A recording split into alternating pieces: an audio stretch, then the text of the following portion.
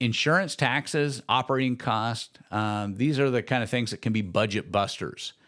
We do discuss these add-on costs, pretty often, but as a group of investors, we don't hear much about it. Now, of course, in our coaching program, we discuss this with students because we've identified these over the decades as being areas where sometimes, that they're not considered in necessarily in the marketplace, and how you can leverage these. These costs can be threats to our bottom lines, and I think that they need to really be identified up front.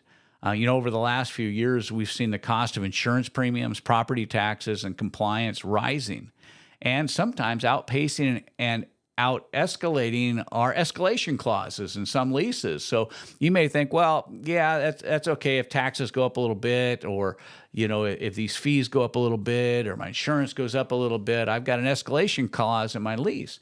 But if you have a 2 or a 4% escalation clause, and the cost of your taxes, insurance, and maybe some regulatory compliance issue, HOA fees and stuff, and if they're running at 6 or 7%, which happens in some cycles or more, you're actually losing money on an annualized basis. So we got to really watch out for those, because it can put a hurt on it.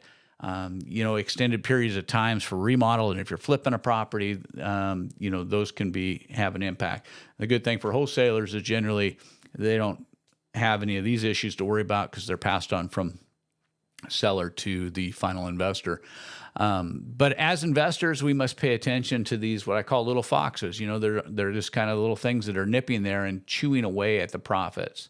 So I would say this, shop your insurance, at least annually.